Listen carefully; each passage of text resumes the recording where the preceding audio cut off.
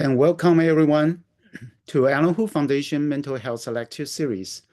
I'm Chi-Ching Hu, co-founder of Alan Hu Foundation and host for your webinar. Today, Dr. Laurence Steinberg will present Age of Opportunity, Lessons from the New Science of Adolescence. We'd like to thank City of Pleasanton Community Youth Grant to fund this webinar. We'd also like to thank Mental Health Association for Chinese Communities for providing simultaneous Chinese interpretation. And thank you to Ida Xiao for Chinese interpretation.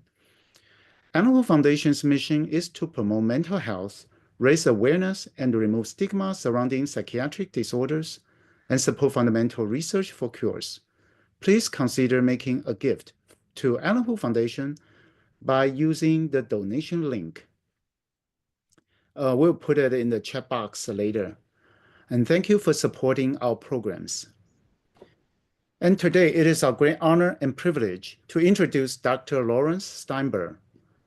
Dr. Steinberg is Distinguished University Professor and Laura H. Carnell Professor of Psychology and Neuroscience at Temple University.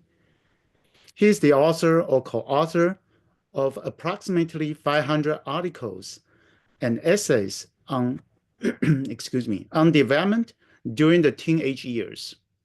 The author of many books for parents, including Age of Opportunity, Lessons from the New Science of Adolescence, You and Your Adolescent, and the 10 Basic Principles of Good Parenting, and the leading college textbook, Adolescence.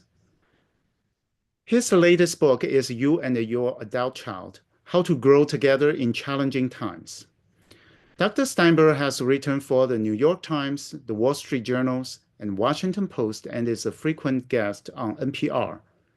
In this lecture, Dr. Steinberg will discuss the teenage brain's potential for change, the elongation of adolescence as a developmental stage, and the implications of each for how we parent, educate, and understand young people.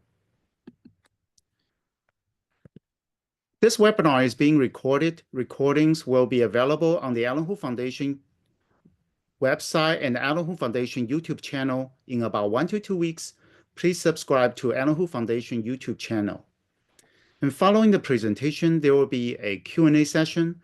Please use the Zoom Q&A function to submit your questions. The presentation is for educational purposes only and is not intended for medical diagnosis.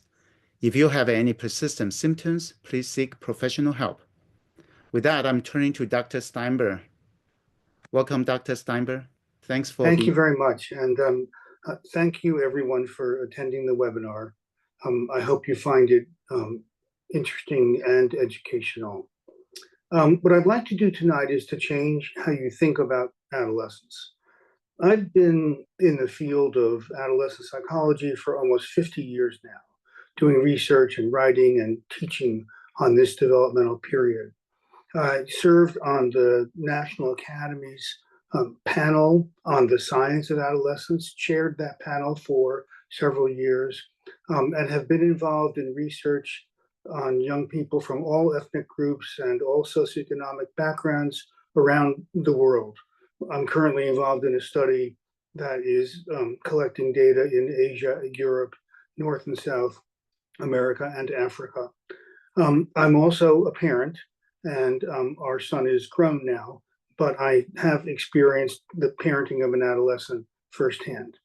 And what I want to say is that I have a very good sense of what the science of adolescence says, but there's a big disconnect between what the science tells us and what is available in popular books and articles. If you go to a bookstore, either a virtual bookstore or a real physical bookstore, and you look in the section where there are books for parents of teenagers, you will see a lot of survival guides. If you go on Amazon and look, you see that there are many, many titles with the word survive or survival in it. And this stands in contrast to the titles of books for parents of infants. That is, it's very common to see a book called How to Survive Your Child's Adolescence, but I've never seen a book called How to Survive Your Child's Infancy. I think it's wrong to think of adolescence as a period that demands that parents survive it or that teenagers survive it. And I want to convince you tonight that this attitude about adolescence is not working in the United States. As you probably know, we're in the midst of a mental health crisis among teenagers and young adults in America, seeing very high levels of depression, anxiety, and suicidal ideation. Now, the causes of this increase in mental health problems during adolescence that has taken place over the past 15 or 20 years are debated and they're controversial. And I'm going to come back to this later in my lecture, but I think you'll be surprised when I tell you what the science actually says about why these incidences of mental health problems have been increasing over time. But that's not the only signal that we're doing something wrong. Our students have performed poorly on tests of achievement, standardized tests of achievement. You may have seen news stories that came out in the last week or so that showed that performance on tests of math and reading dropped considerably during the COVID pandemic, but they have not returned to their prior levels. We lead the world in dropping out in developed countries. We lead the world in truancy, and there is a huge truancy problem in the United States right now. When the pandemic ended and students were permitted to return back to school, we discovered that many of them did not want to go back. They don't want to go back because for many American teenagers, school is an unpleasant place. And I'll talk about that later as well. We also see our failures in rates of sexually transmitted diseases, teen pregnancy, and teen abortion. We lead the developed world in all of those indicators. And we also are a world leader in adolescent obesity, alcohol use, and marijuana use. So I think you'll agree with me that we can do a lot better than we're doing in how we raise our young people. And we have an important stake in that. Whether you are a parent or a professional who works with young people, you know that we will be dependent on the next generation to take care of adults in this country when they reach that age. And so all of us have a huge stake in making sure that adolescence is a time when young people are developing in healthy ways. And it turns out that adolescence as a developmental period is much longer than it's ever been before. In fact, I think it's too long to approach it as something that you're just going to survive, as if you're just going to hold your breath until it's over. The period of adolescence has been elongated at both ends. It starts earlier and it continues later. And we know this by looking at data on the age at which young people go through puberty, which is usually taken as the beginning of adolescence, and the rates at which young people enter into the roles of adulthood. And so the age of puberty has dropped considerably over the last 150 years, and it continues to decline. And that's especially true among girls. So at the turn of the century, the average American adolescent went through puberty at around 14 years of age. And now it's dropped to about 12 years of age on average.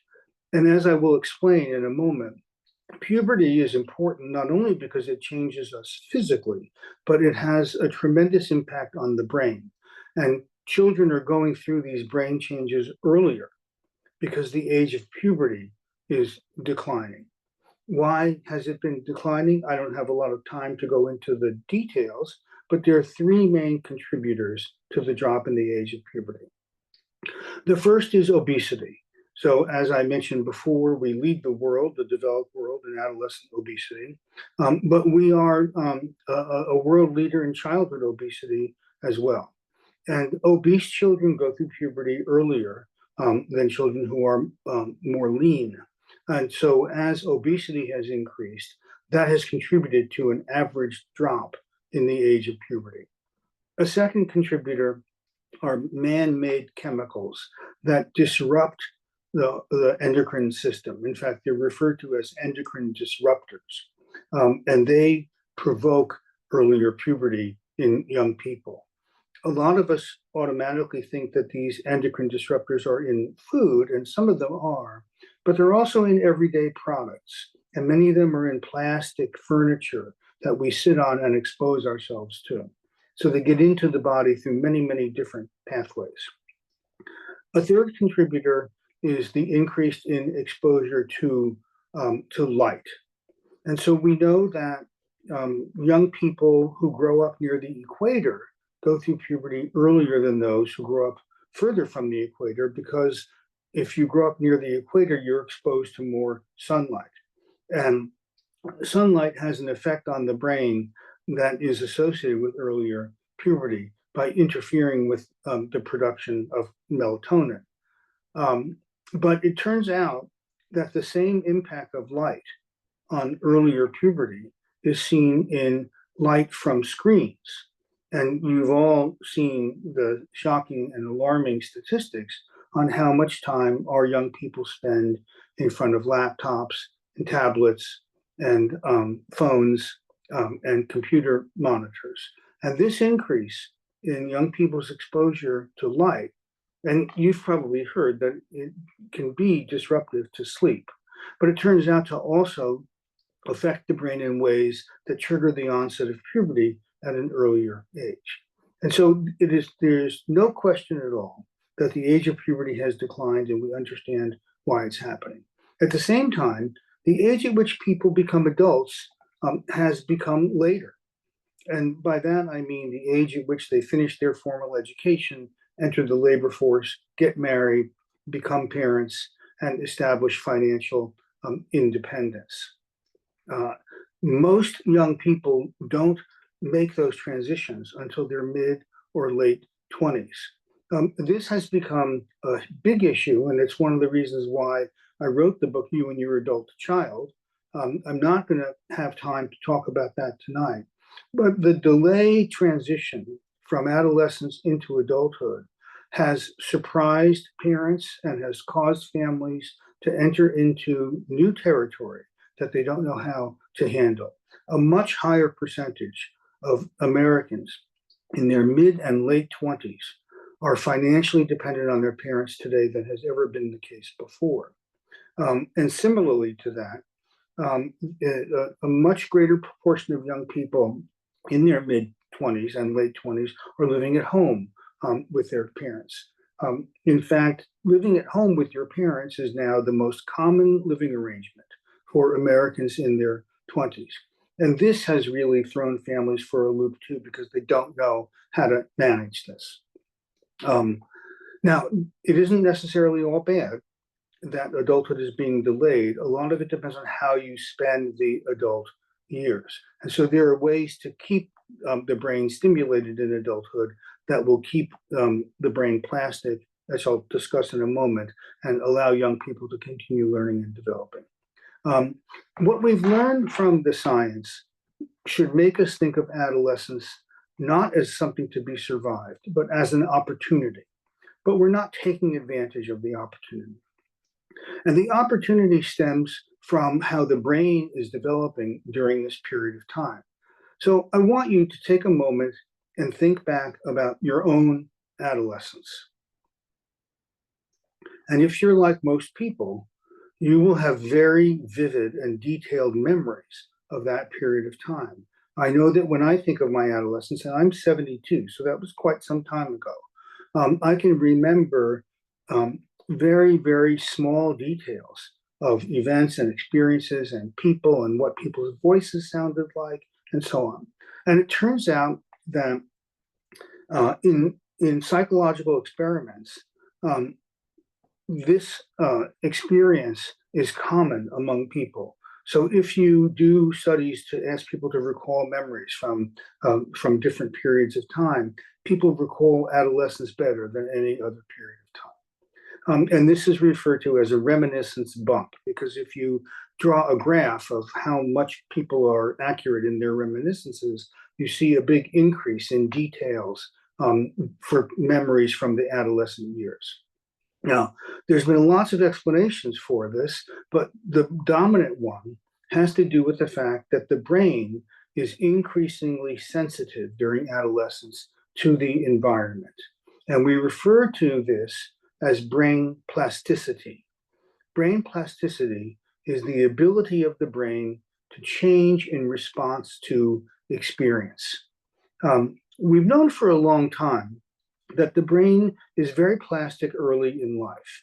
And this is why we've spent so much energy and money trying to improve the state of early childhood education and daycare and prenatal care, because the brain is very, very plastic during the first few years of life.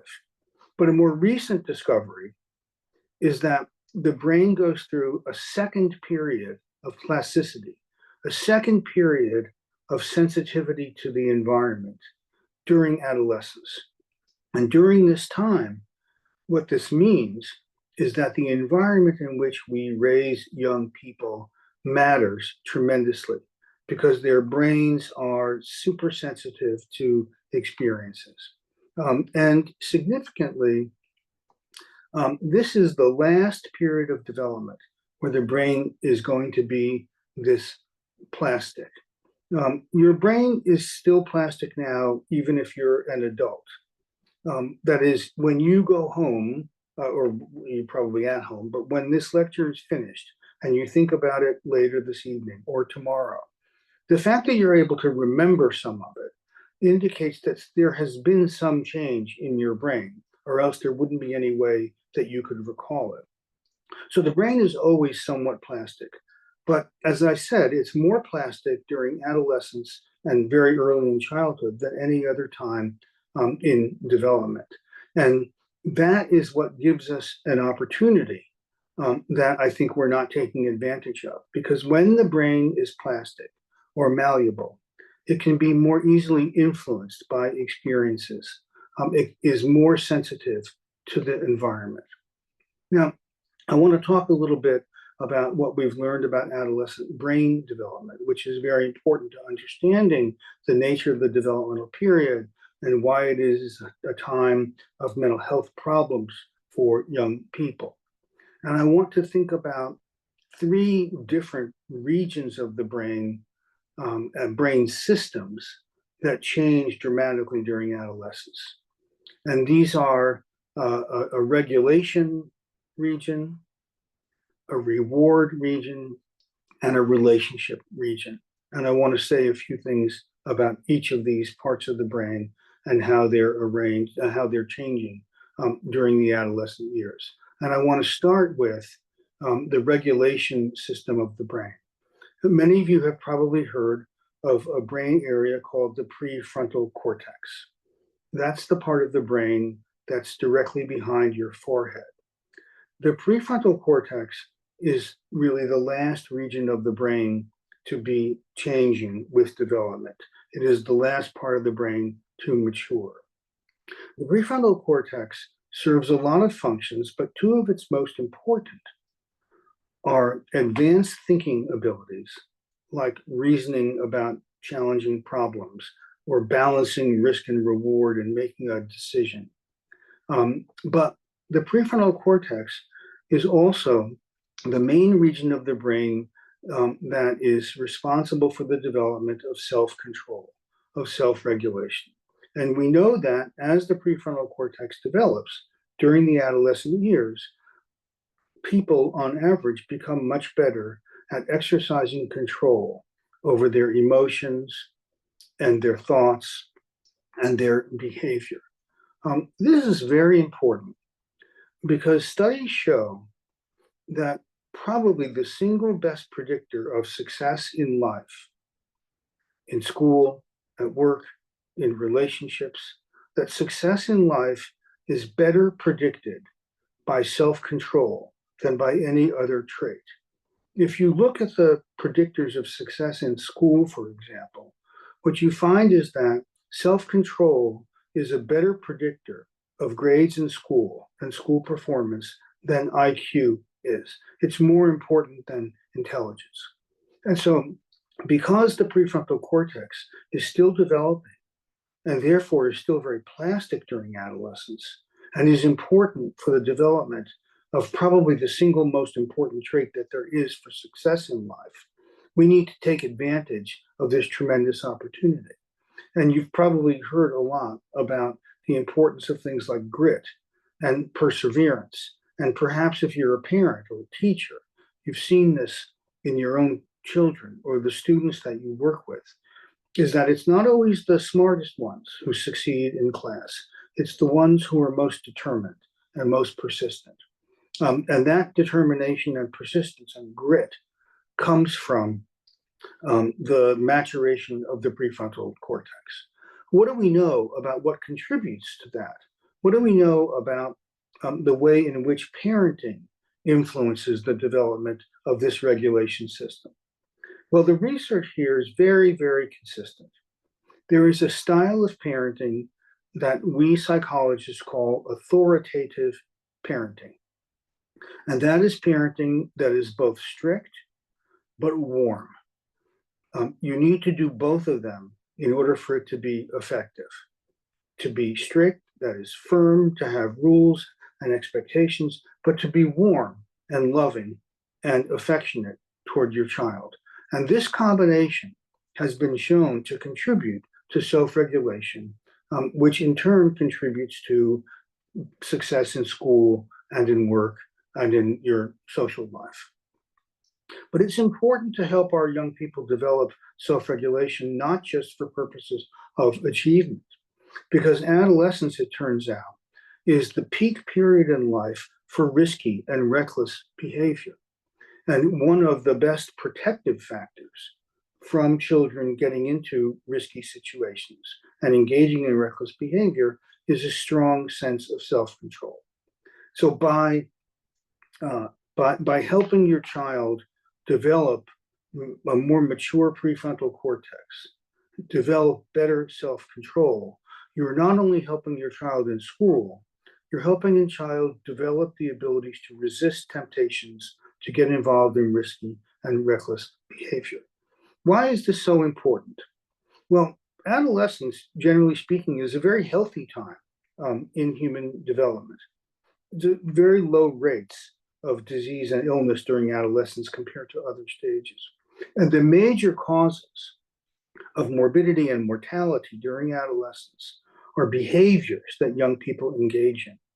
And a lot of these behaviors are risky behaviors. So if we can do something to diminish adolescents' tendencies to engage in risky behavior, we can really improve the health of our children and teenagers. Now, at the same time that the self-regulation system is developing, there's also a change in the brain in the reward region.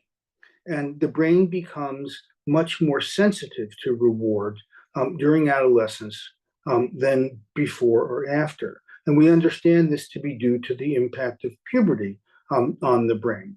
And so adolescents, compared to children and adults, are more likely to seek what they think are rewarding experiences. And they have more difficulty stopping themselves from doing this because their self-regulation is still immature. It's still developing.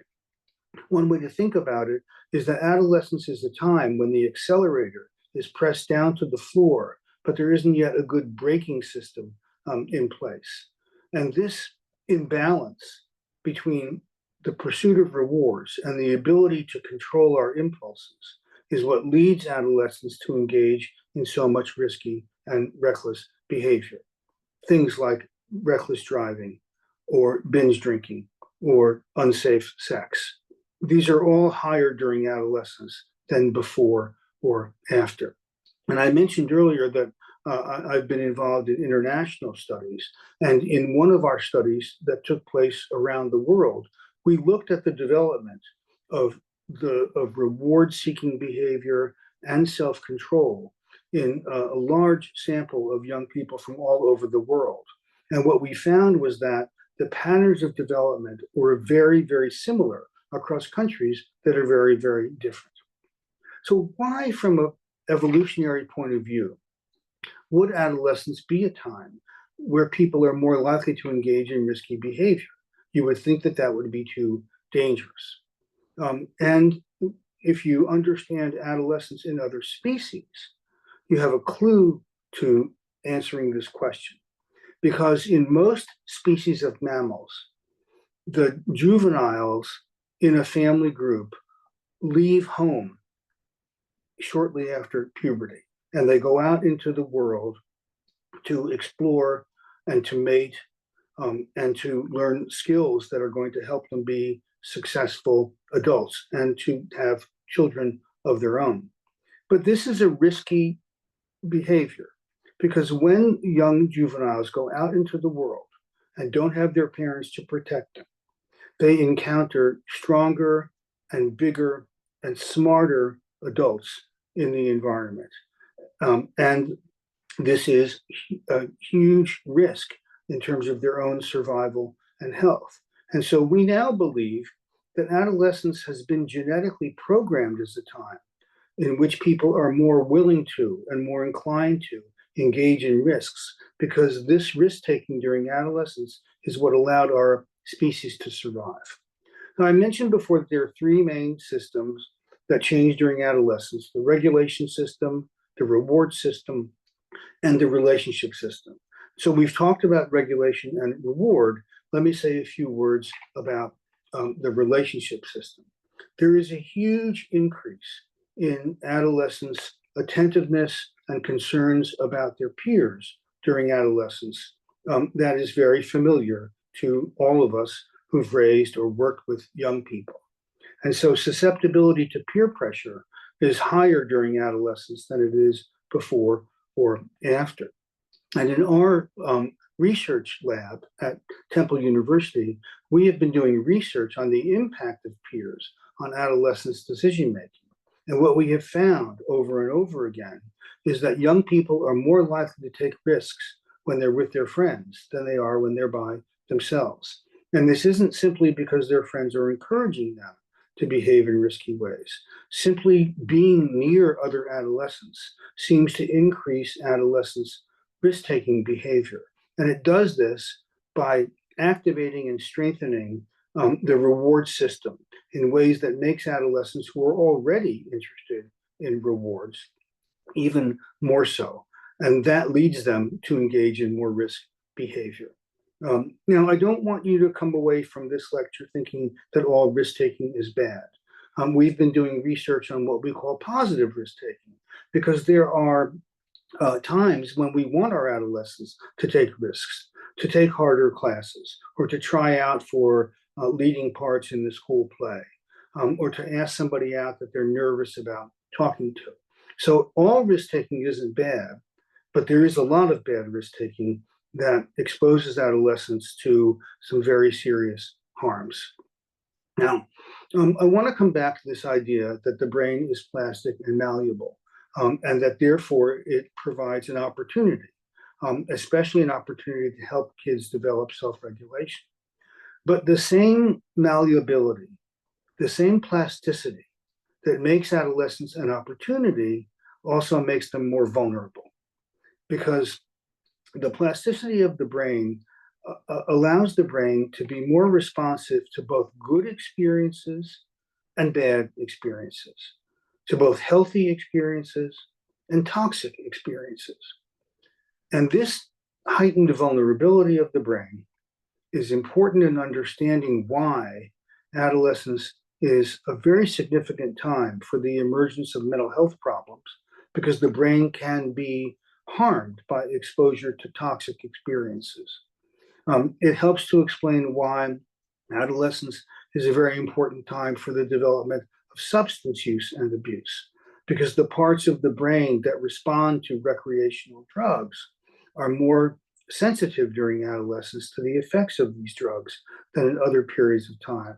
And so just as a concrete example of this, we know that if a young person doesn't use tobacco or alcohol or marijuana until age 21 or later, then they're protected against addiction and dependence.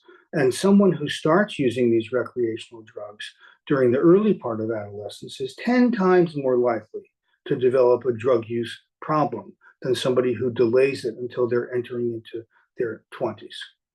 And so puberty, by affecting the reward system the way that it does, leads adolescents to engage in risky behavior. It leads adolescents to try recreational drugs. And it makes adolescents especially susceptible to the effects of trauma. And so this means, taken together, that we need to be very careful to make sure that the environments of adolescents are those that facilitate healthy development, that take advantage of the opportunity that adolescence is, and that protects adolescents given the fact that they're more vulnerable to bad experiences in the environment. Now, I think it's fair to say, when you look at the experiences of high school students in the United States, that our high schools are squandering the opportunity to take advantage of this brain plasticity. Now, this may not be the case in the schools that you go to if you're a student here, or the schools that your children go to if you're a parent. But national surveys tell us that a huge percentage of adolescents say that school is boring and say that school is uninteresting. Now, a lot of them work very hard in school. As I'll explain in a moment, they have to work so hard not because the work is so challenging, but because there's so much of it. And we have managed to create an educational system in the United States in which we're stressing children without challenging them. And the difference between the two is important to keep in mind.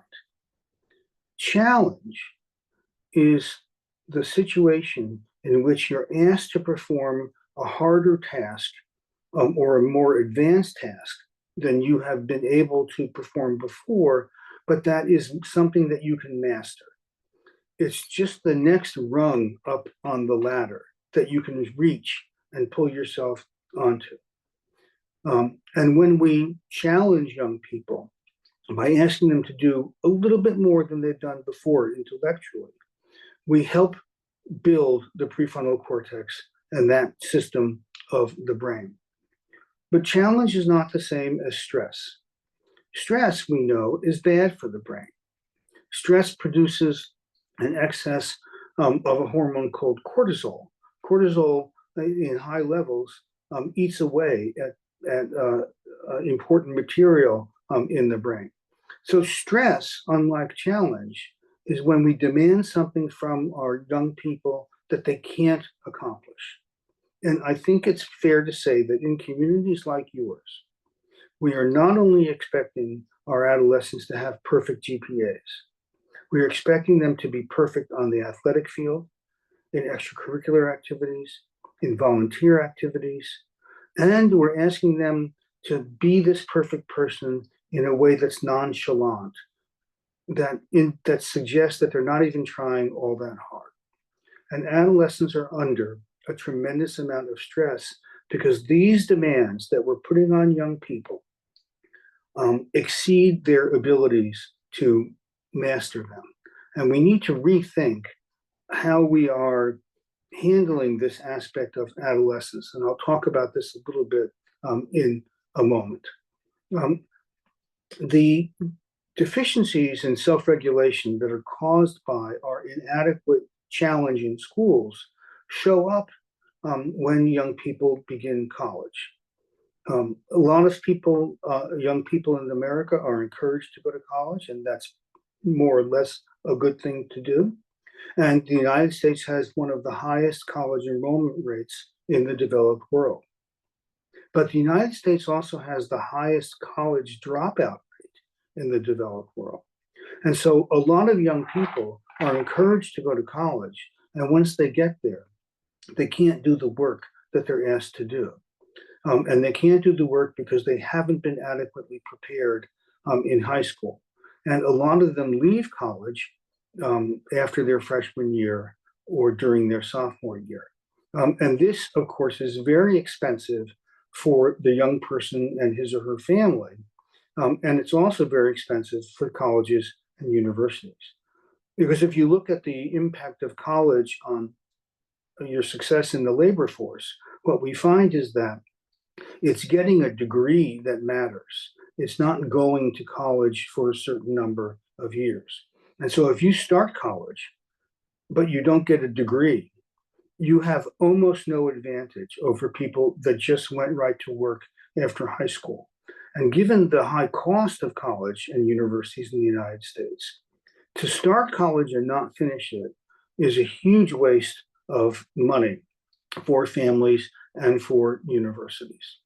Now, I want to come back to something that I'm sure you are all very curious about. I mentioned at the beginning of my lecture that there have been important increases in mental health problems, especially depression and anxiety, among American teenagers and young adults during the last 15 years or so. And I mentioned that the causes of this increase have been debated and continue to be debated. And I'm sure that you have been told and you have read that the primary contributor to the increased depression and anxiety that American adolescents are experiencing is social media. And I want you to know something that most people don't know. And I know what I'm about to say is correct because I've studied the science that has looked at social media and its impact on teenage mental health. And there is no evidence that using social media causes adolescents to become anxious or depressed. No evidence that they're related in a causal way. Adolescent depression is correlated in a very small way with social media use. But it looks like a lot of depressed adolescents turn to social media rather than social media making them depressed. We just don't have good enough evidence that social media use causes adolescents to become depressed to make the kind of sweeping policy changes that have been promoted. Now, I want to conclude with some practical advice for parents and for young people about how to protect the adolescent brain and how to cope with the academic pressure that young people report. And they do report it. A study out of Harvard University last year asked young people, a representative sample of young people in the United States, what the main threats to their mental health were. And at the top of the list was academic pressure. And social media barely made the top 20 factors identified by adolescents as causing stress and mental health problems in their life. And so that is consistent with what the scientific evidence says, which is that the impact of social media on adolescent mental health has been greatly exaggerated in the popular press. Now, the stresses that come on during adolescence, especially academic stress, are not going to go away. There are some things we can do to make school less stressful without making it less challenging, but it's going to be very hard to do. And there are a lot of stressors that adolescents are sensitive to that aren't in school. When we look at surveys of what adolescents say is stressful, they mention, as I said, academic pressure, but they mention climate change, and they mention worries about school shootings, and they mention concerns about how the labor force is changing and whether they'll be successful in it. They don't mention whether they're getting enough likes on Instagram. So there are legitimate stresses in young people's lives, and I don't want to minimize them. But if we can't make those stresses go away, what we need to do is to help adolescents develop coping skills that allow them to protect themselves against the toxic effects of these stressors. And there are 5 things that we need to do. And some of these are things that adolescents can do for themselves, and some of these are things that parents and teachers need to do. But let me go through the most important ones. There are 5 of them. The first is sleep. We know that sleep has a protective impact on the brain, and we know that a huge proportion of adolescents are sleep deprived. So adolescents need to get 7 or 8 hours of sleep a night at a minimum in order to protect their brain development. A second protective exercise is physical exercise. So we know that having aerobic activity, exercise every single day is not only helpful for our physical well-being, but it's helpful for our mental well-being, and it's helpful for brain development. Unfortunately, a lot of schools have gotten rid of their physical education programs. And so in some school districts, the only kids that get daily physical exercise are the ones who play school sports, varsity or junior varsity sports. But all adolescents, not just competitive athletes, need daily exercise. A third activity that turns out protects against stress is mindfulness development. So mindfulness training can be found in things like meditation or yoga or Tai Chi. But we know that those activities are very good for helping us cope with stress. And so adolescents need to be encouraged to engage in those activities because it will help them develop better coping abilities to manage the stresses that they're exposed to. And I should say that these factors that I'm mentioning are really good for you as adults as well, to get adequate sleep, to get adequate exercise, to engage in activities that promote mindfulness. These will help you cope with stress in your life. The fourth thing that's important to helping adolescents developing coping skills is the kind of parenting they're exposed to. And I mentioned before that there is a style of parenting called authoritative parenting, which combines being firm and being warm. And adolescents who are raised in this kind of a family environment cope better with stress and have fewer mental health problems and fewer physical health problems than adolescents who are raised in households that are too permissive or not warm enough. And so parents can help kids develop in this realm as well. And finally, it's important that adolescents are challenged without being stressed in school. And if you believe that your adolescent is bored by school and is not being challenged, you should bring this up as a concern to your school's teachers and principals, because adolescents need challenge, appropriate challenge, to develop a stronger prefrontal cortex and self-regulation system. And so I want to conclude tonight, before I take questions from you, with what I hope is a message that you've gotten from me. We have to stop thinking about adolescence as something to be survived. We need to think about it as a time when young people can thrive. And if we do that, we can improve not only the long-term development of young people, but we can improve their day-to-day life while they're living it as teenagers. And so we have to stop thinking about adolescence as a problem to be solved and to start thinking about it as an opportunity that we need to seize. So thank you for your attention. I hope I've changed the way that you think about adolescence, and I'm happy to take your questions. Thank you so much, Dr. Steinberg, for the wonderful presentation. So now we are open up to the Q&A. The first question is from a high school health teacher. I teach health at the Full Health High School. We study the teenage brain. Please discuss the synaptic pruning and its relevance to teenagers. Thank you. Sure, great question. The brain is basically an electrical system.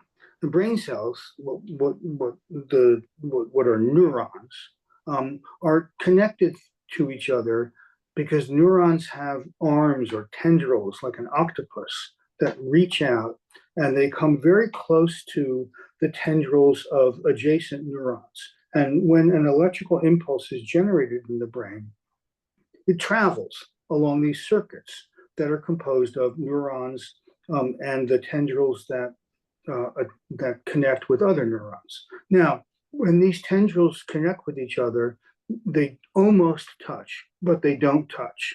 And that little gap in there is called a synapse. And synaptic pruning is a process through which the brain eliminates unnecessary synapses. So one way to think about it is that when we're born and during childhood, our brain is like a network of small, unpaved dirt pathways.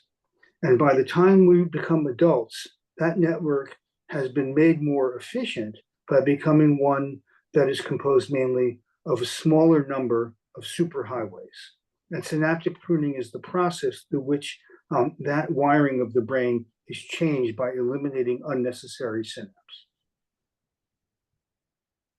Okay, next question from our audience. How is the sunshine affecting adolescent brain development? What do you think of light therapy? Well, as I mentioned before, exposure to too much light, especially indoor light, as we now know today, blue light, seems to accelerate the onset of puberty. And that is not good for kids to go through puberty at such a young age. But exposure to sunlight is also, in appropriate amounts, is an important contributor to mental health. And it's been shown that when individuals who live in environments in which there is inadequate sunlight undergo light therapy, that for many of them, their mental health improves. And so it's good for, and you know, I mentioned before that it's really important for kids to get enough physical exercise. And so it would be especially good, especially for those of you who live in such a pleasant part of the country, to encourage kids to get physical exercise outdoors, where they're getting exposure to sunlight as well as aerobic activity. Okay, so next question. Does authoritative parenting still work when teens are more argumentative and testing parents? What is the best way to maintain the approach at that time? Great question. A lot of parents believe that their kids become more argumentative as adolescents, but really what's happening is that they're becoming better arguers, and that makes you more frustrated as a parent. Now, the fact that your adolescent is challenging your opinions about things is hard for you to deal with, but it's actually a sign that their cognitive development is proceeding in a healthy way. Because you want your teenager to challenge people when they're being asked to do something that they don't want to do. And you can't raise a teenager who's going to stand up for themselves outside the home if you don't allow them to do that sometimes inside the home. Now, where does authoritative parenting fit in? It fits in because being an authoritative parent not only means that you are strict and have rules and expectations, it also means that you're loving and affectionate and warm. And part of authoritative parenting that contributes to healthy development is when parents take the time to explain their thinking to their adolescent rather than acting in a do it because I said so way. And if you take the time to explain your rules and your expectations in a calm and loving way, as an authoritative parent does, you will find that your child will become less argumentative. It won't stop them from asking you questions, but you don't want them to stop asking questions. But it may stop them from challenging you and fighting you when they have a better understanding of your own reasoning and your perspective. Excuse me. Okay, thank you. Next question. How do neurodevelopmental conditions, neurodivergence like ADHD and ASD, and arguably giftedness affect the science of adolescence? That's a great question, and I wish I had a good answer for you, but I don't think that we know. That is, most of the studies of adolescent brain development of the sort that I talked about today have not been done with neurodivergent populations. And so We don't know how the brain development of children with attention deficit hyperactivity disorder or who on the spectrum um, uh, differs, if it does, developmentally from other young people. Now, obviously, all psychological states, including ADHD and autism spectrum disorders, have some component that can be seen in the brain. But I don't know, and I don't think we know yet, how the process of adolescent brain development differs from for neurodivergent young people. Okay. The next question.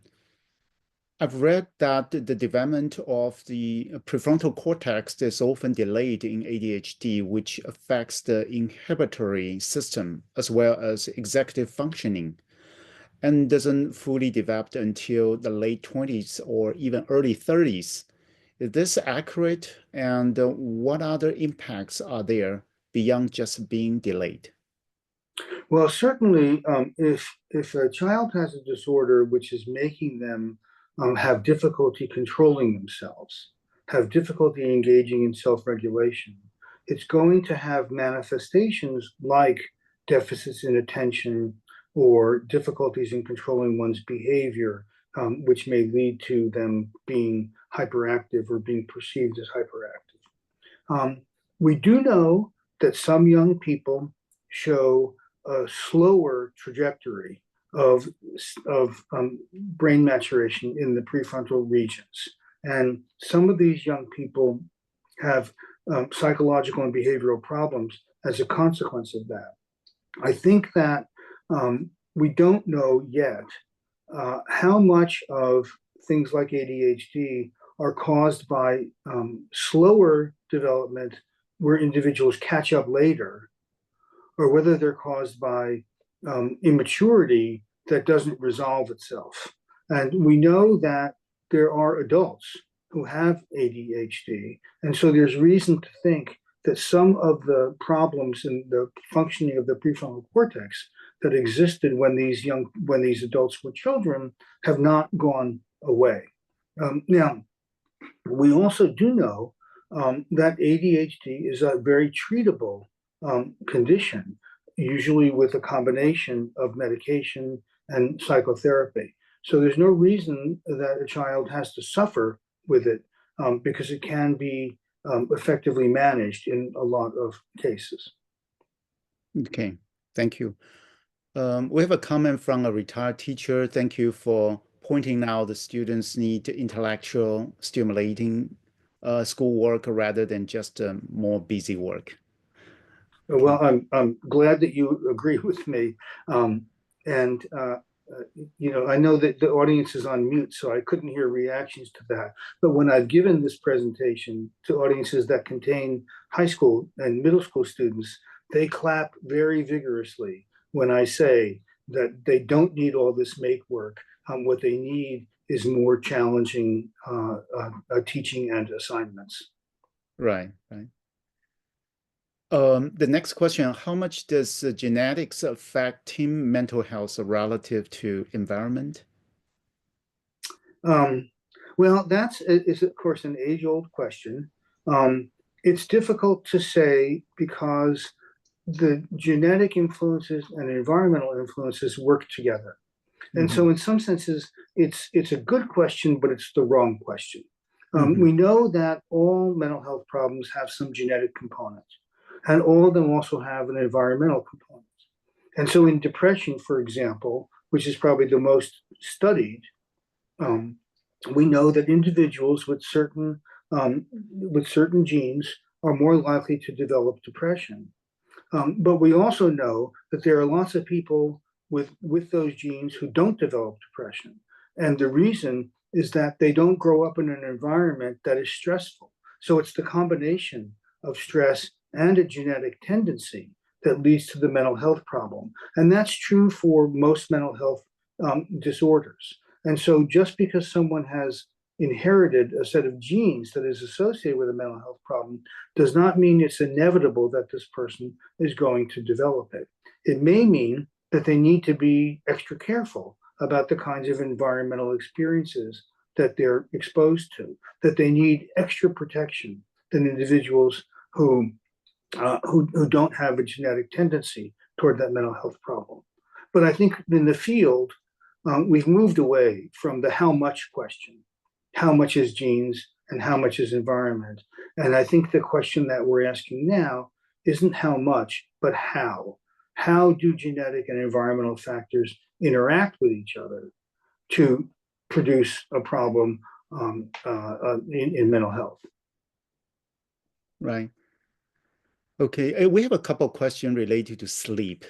One kind of a question is the amount of sleep needed for teenager. The other type of question is